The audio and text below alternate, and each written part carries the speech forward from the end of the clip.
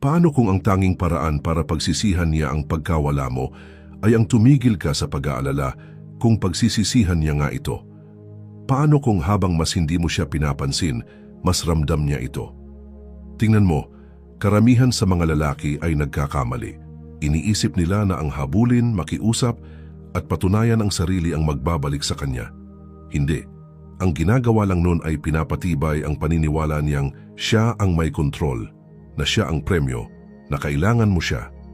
Pero sa oras na tumigil, kayong tunay na pagtigil, nagbabago ang lahat. Isipin mo kailan mo ba huling na-miss ng totoo ang isang tao? Hindi noong palagi silang available, hindi noong laging sila ang naghahanap sa'yo, kundi noong bigla silang nawala. Noong pinatahimik ka ng katahimikan nila. Noong nagsimula kang magduda kung kailangan ka ba talaga nila. At iyan ang susi, inaasahan niyang masasaktan ka. Inaasahan niyang magmamakaawa ka. Inaasahan niyang mababasag ka. Dahil yan ang ginagawa ng karamihan sa mga lalaki.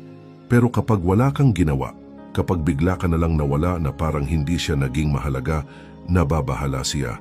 Ang katahimikan ay kapangyarihan. Ang pagkawala ay lumilikha ng pagdududa.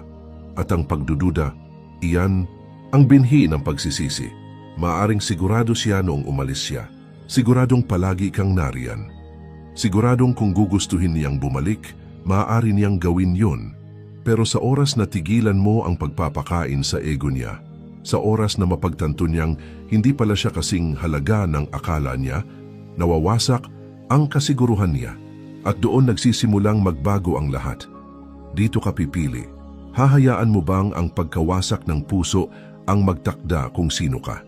Sayangin ang oras mo sa paghahabol sa taong lumayo na? O magiging lalaki ka na hindi niya inaasahang makikilala? Isang lalaking kalmado, hindi apektado, na siya mismo ang magsisimulang magtanong sa sarili. Dahil ito ang totoo, ang pinakamalakas na posisyon sa kahit anong relasyon, sa kahit anong sitwasyon, ay ang pagiging hindi nakadepende, ang taong hindi gaanong apektado, ang hindi gaanong emotionally invested, siya ang panalo. Kaya habang mas pinapansin mo siya, mas nawawala ang halaga mo. Pero habang mas hindi mo siya pinapansin, mas ramdam niya ito.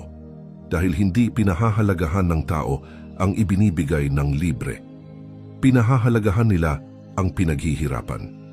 Sa video na ito, ipapakita ko sa iyo eksakto kung paano mo mababawi ang kapangyarihan mo gamit ang mga prinsipyo ng Stoicism at Dark Psychology. Hakbang-hakbang, matututuhan mong mag-detach, muling buuin ang sarili at ipadama sa kanya ang pagkawala mo, parang multong hindi niya matakasan. At sa huli, hindi ka lang magiging mas matatag, magiging untouchable ka. Kung sawa ka ng masaktan, kung handa ka ng maging lalaking pagsisisihan niyang nawala, pindutin mo ang like button, mag-subscribe, i-on ang notifications at mag-comment. Sa ibaba, kontrolado ko ang emosyon ko, hindi nila ako kinokontrol. Ngayon magsimula na tayo isa. Ang kapangyarihan ng kawalan habang mas hindi mo siya pinapansin, mas ramdam niya ito. Bakit?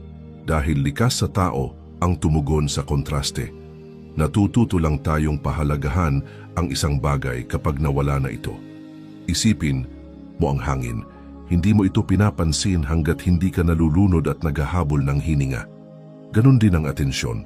Habang alam niyang nariyan ka lang, naghihintay, hindi ka niya kailangang isipin, pero sa oras na mawala ka, kapag ang presensya mo ay tuluyang naging katahimikan, mararamdaman niya ito.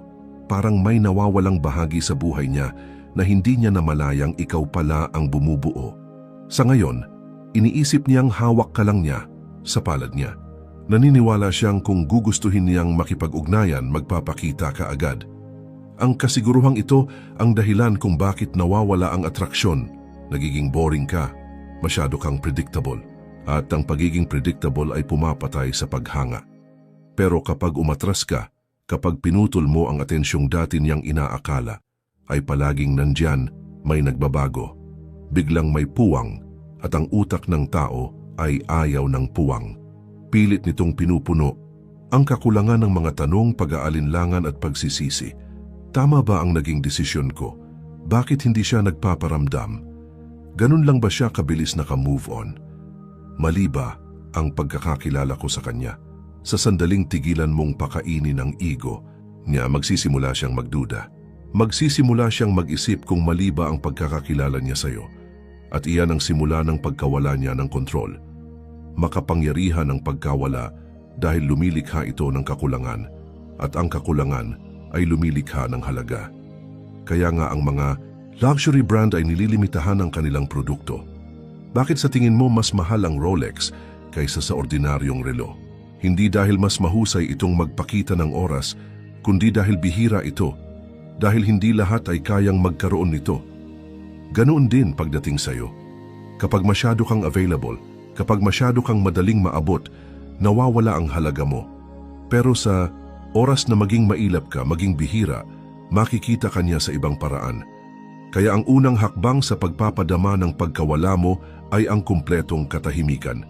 Walang text, walang tawag, walang panunood ng stories niya, walang pag-like sa mga post niya, wala, maglaho ka.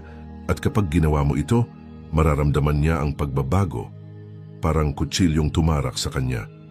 Dahil sa unang pagkakataon, kailangan niyang harapin ang katotohanang wala ka na. At hayaan mong sabihin ko sa'yo, mapapansin niya ito. Maaaring magkunwari, siyang wala lang. Maaaring mag-post siya ng masaya, tumawa, magpakita na parang naka-move on na. Pero sa loob niya, sa mga tahimik na sandaling walang nakakakita, mararamdaman niya ito. Tatingin siya sa cellphone niya, umaasang may mensahe mula sa iyo na hindi dumarating. Sisilipin niya ang notifications niya, hinahanap ang pangalan mo. At habang lumilipas ang bawat araw na walang naririnig mula sa iyo, lalong lalaki ang tanong sa isip niya, nawala ko na ba siya ng tuluyan? Doon nagsisimula ang pagsisisi. Kung sawa ka ng baliwalain at handa ka ng ipadama sa kanya ang halaga ng pagkawala mo, pindutin mo ang like button, mag-subscribe, i-on ang notifications at mag-comment sa ibaba. Mas malakas magsalita ang katahimikan ko kaysa sa mga salita. 2. Ang kawalang pakialam ang pinakamakapangyarihang galaw. Walang mas mabilis na nagpapabago ng isip ng isang tao kaysa sa kawalang pakialam. Hindi galit, hindi lungkot, at hindi rin katahimikan. Ang tunay na kapangyarihan, ang tunay na dominasyon ay nagmumula sa pag-aasal na parang wala ka talagang pakialam. Dahil ang emosyon ay leverage. Kapag nag-react ka, alam niyang may epekto pa rin siya sa'yo. Kapag nagalit ka, sinubukan mo siyang pagselosan o pinagtuunan mo ng pansin ang bawat maliit na galaw niya online, talo ka na. Dahil ipinapakita lang nun ang isang bagay. Emotionally invested ka pa rin. At sa kahit anong relasyon, ang mas emotionally invested ay siyang may mas kaunting kapangyarihan. Pero kapag wala kang ibinigay, walang reaksyon, walang sagot, walang kumpirmasyon ng halaga niya, doon siya nagsisimulang kabahan. Dahil ngayon, hindi na niya alam kung saan siya nakatayo. Inaasahan niyang hahabulin mo siya. Inaasahan niyang maapektuhan ka. Pero ngayon, bigla siyang nawala ng balanse. Narito ang masakit na katotohanan. Kapag alam ng isang tao na kaya kanilang balikan, kahit kailan nila gusto, hindi kanila pinahahalagahan. Pero kapag napaisip mo sila kung sigurado pa ba sila sa'yo, doon nagsisimulang magbago ang lahat. Kaya ang kawalang pakialam, ang pinakamakapangyarihang galaw. Kapag hindi mo na ipinapakitang mahalaga siya sa'yo, nagsisimula siyang magtaka kung bakit. Hahanapin niya ang mga palatandaan na naghihirap ka nang wala siya. At kapag wala siyang makita, doon niya unang mararamdaman ang bigat ng pagkawala. Isipin mo, paano ba kumikilos ang isang tao kapag may mahalagang bagay silang nawala? Hinahanap nila ito, sinusubukan nilang ayusin, pero kapag napagtanto nilang baka tuluyan na itong nawala, doon pumapasok ang desperasyon. At iyan mismo ang nangyayari kapag natutunan mong magpakita ng tunay na kawalang pakialam. Hindi mo siya binabaliwala para bumalik siya. Binabaliwala mo siya dahil hindi mo na siya kailangan bumalik. At ang pagbabagong yan sa enerhiya, iyan ang nagpapabaliw sa kanya. Susubukan kanyang pukawin.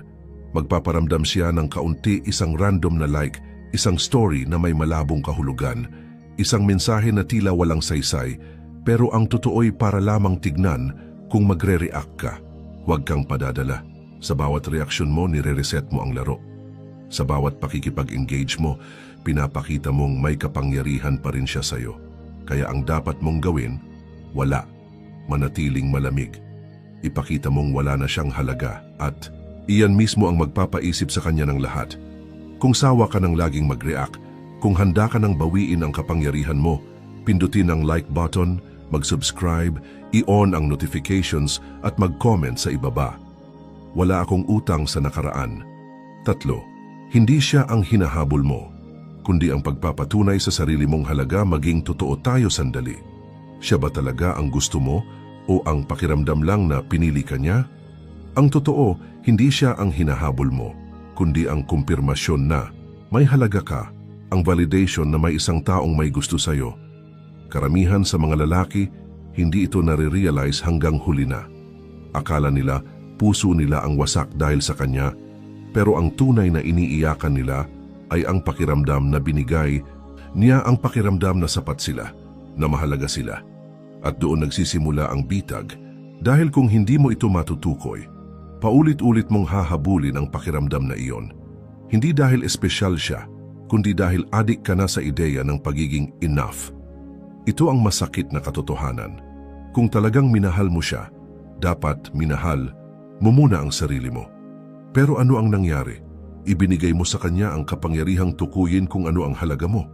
Hinayaan mong ang pag-aproba niya ang maging batayan ng tingin mo sa sarili mo. Kaya nang lumayo siya, bigla kang naging hungkag. Hindi dahil siya lang ang babae para sa'yo, kundi dahil hindi mo alam kung paano mahalin at i-validate ang sarili mo nang wala siya. Ngunit dito na nagtatapos yan. Hindi mo talaga siya hinahabol mo ang ilusyon na kailangan mo siya para maging buo.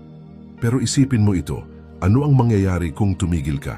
Ano ang mangyayari kung piliin mong hindi mo na kailangan ng sinuman para maramdaman mong mahalaga ka? Doon nagsisimula ang tunay na pagbabago. Dahil sa halip na habulin ang validation mula sa iba, sisimulan mong buuin ito mula sa loob. Titigil ka sa pagtingin sa kanya bilang pinagmumulan ng kaligayahan at sisimulan mong hanapin ito sa sarili mo.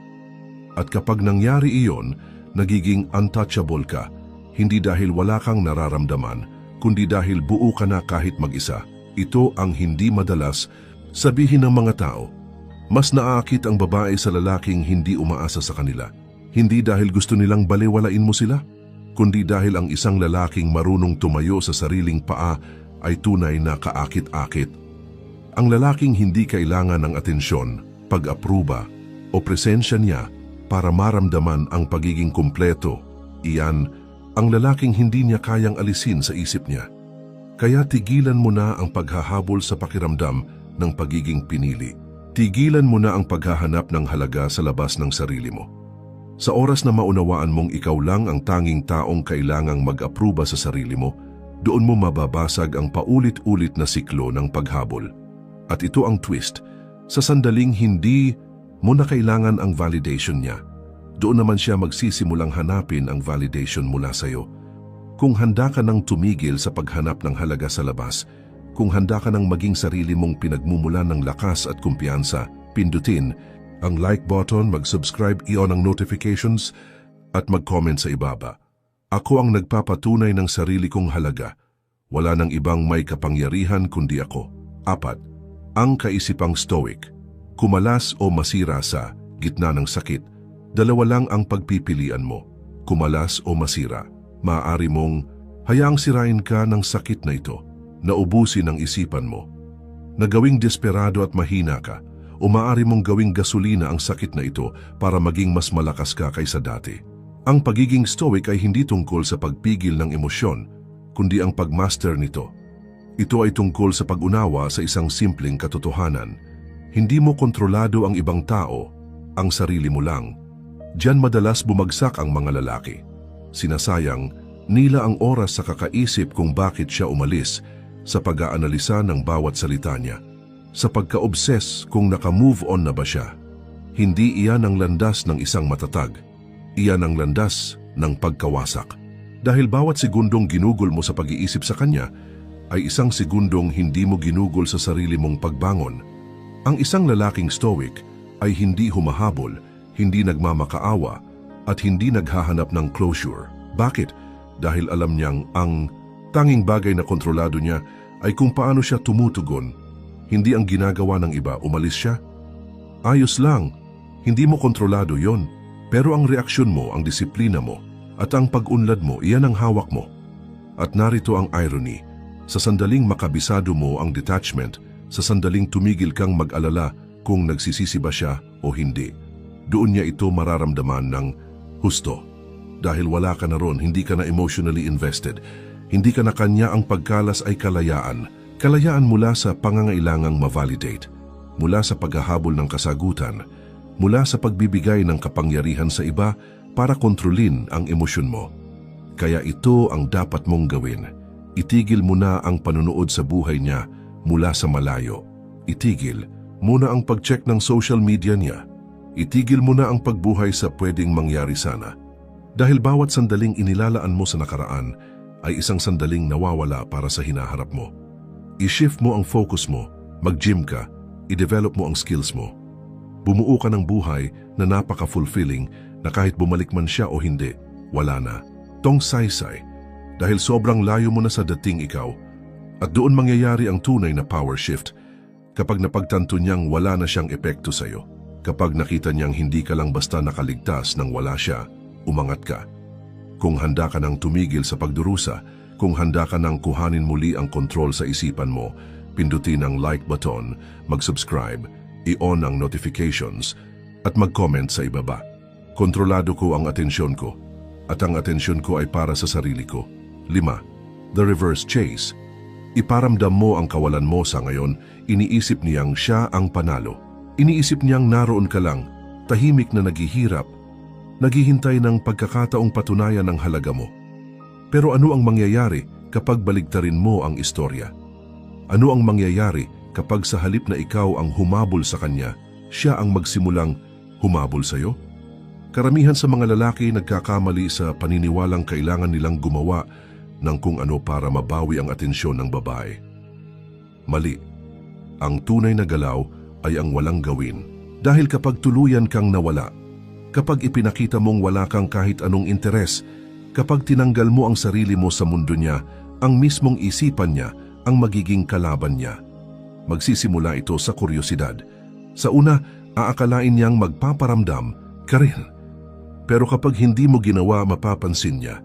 Sasabihin niya sa sarili niyang pansamantala lang ito, pero lilipas ang mga araw maging linggo at bigla na lang siyang magiging abala sa pag-check ng telepono niya, sa social media mo, nagtatanong kung bakit hindi ka pa rin sumusuko at ang simpleng kuryosidad ay magiging pagdududa. Mali ba ang tingin ko sa kanya? Hindi ba siya ganun kahalaga sa akin tulad ng inakala ko? Kapag hindi ka nag-react ayon sa inaasahan niya, unti-unti nang natatamaan ang ego niya at doon na siya magsisimulang magparamdam, mga simpleng hakbang para matignan kung papatol ka. Isang random na like, isang post na tila para sa'yo, isang mensahe na walang malinaw na kahulugan pero may intensyong kuhanin ang reaksyon mo. Diyan madalas bumagsak ang mga lalaki. Sa sandaling mag-react ka, bumalik ka na sa dati. Na-reset mo ang habulan, nakumpirma niya, hinihintay mo lang talaga siyang kumagat. Pero kapag nanatili kang malamig, kapag umasta kang parang wala na siyang epekto sa'yo, doon magsisimula ang takot. Dahil ngayon, hindi lang niya namimiss ang presensya mo, nagtatanong na siya kung totoo bang nagkaroon siya ng halaga sa'yo. At doon na niya hahanapin ang validation na dati ay kusa niyang tinatanggap mula sa'yo. At ngayong wala na ito, siya ang hahabol. Mas lalo siyang magpaparamdam at habang mas pinipigilan mong tumugon, mas lalo kang nagiging makapangyarihan sa isip niya. Ito ang reverse chase, ang puntong siya na ang nagsisisi, siya na ang naguguluhan, at siya na ang nagdududa sa sarili niya, hindi sa'yo. Pero tandaan, gagana lang ito kung may disiplina kang huwag mag-react. Kaya ano ang dapat mong gawin? Magpatuloy ka. Ipagpatuloy mo ang sarili mong pag-unlad. Huwag mong tignan ang mga post niya. Huwag mong pansinin ang mga patikim na paramdam. Huwag mong ibigay kahit isang senyales na mahalaga pa rin siya at maniwala ka kapag napagtanto niyang tuluyan ka nang nawala, doon niya ito mararamdaman ng pinakamalala. Kung handa ka nang tumigil sa paghahabol at gusto mong ikaw na ang habulin, pindutin ang like button, mag-subscribe, i-on ang notifications at mag-comment sa ibaba. Ako ang premyo at hindi ako humahabol. 6. Paano patayin ang kuryosidad niya? Ang tahimik na misteryo ang kuryosidad ay isang makapangyarihang bagay. Nakakabaliw ito sa mga tao kapag hindi nila kayang maintindihan ang isang bagay. At ngayon, iniisip niyang dapat ay alam niya kung ano ang nangyayari sa iyo. Inaasahan niyang makikita niya ang mga palatandaan ng sakit mo, ang mga sinyalis na apektado ka pa rin. Pero ano ang mangyayari kapag hindi mo siya binigyan ng kahit anong sinyalis? Walang updates sa social media, walang cryptic posts, walang mga selfie na may ibig iparating, tahimik lang. Diyan magsisimula ang kuryosidad niya na maging obsesyon. Karamihan sa mga lalaki, kabaligtaran ng ginagawa. Ginagawa nilang madali. Nagsusulat ng mga motivational quotes tungkol sa pag-move on habang secretly umaasa na makita siya. Pinapanood ang lahat ng stories niya, naghihiwalay ng mga palatandaan ng desperasyon. Pinipilit nilang ipakita na nagmamatyag pa rin sila at guess what? Mas pinapatay lang nila ang misteryo. Kinukumpirma lang nito ang iniisip na niya na may control pa siya sa isipan mo.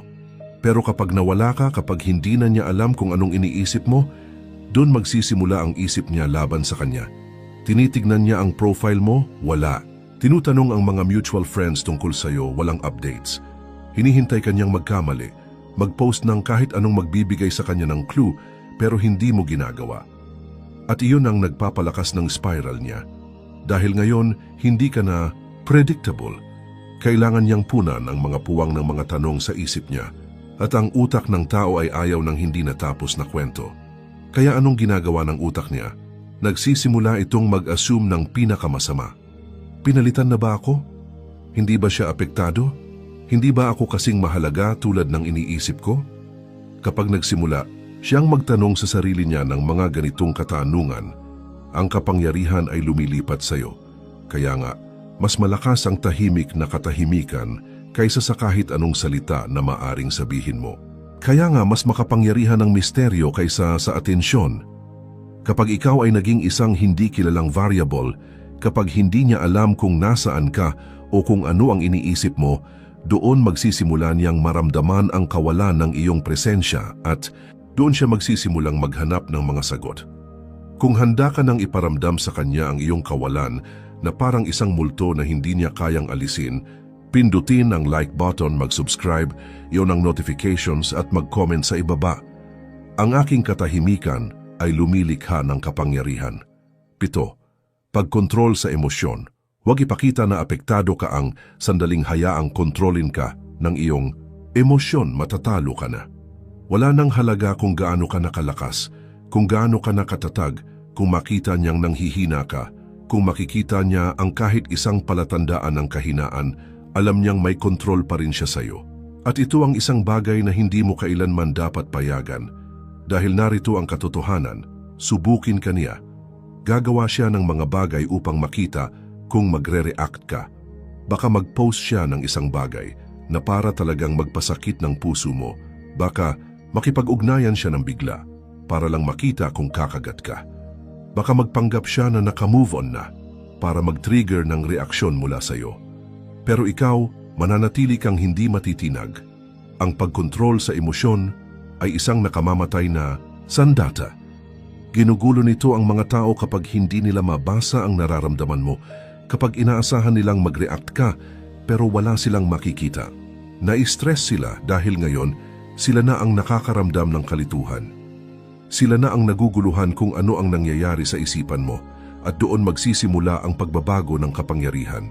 Isipin mo, sino ang may tunay na kapangyarihan sa isang sitwasyon? Ang isa ba na nagre-react? O ang isa na nananatiling kalmado kahit ano pa man ang mangyari? Laging ang isa na hindi naguguluhan, ang isa na pinipili ang reaksyon at hindi pinapayagan ang emosyon na magdikta sa kanya. Kaya mula ngayon, mag-ooperate ka mula sa isang posisyon ng ganap na pagkontrol sa emosyon. Walang galit, walang frustration, walang kalungkutan. Kung mag-text siya, kunin mo ang iyong oras o hindi ka mag-reply.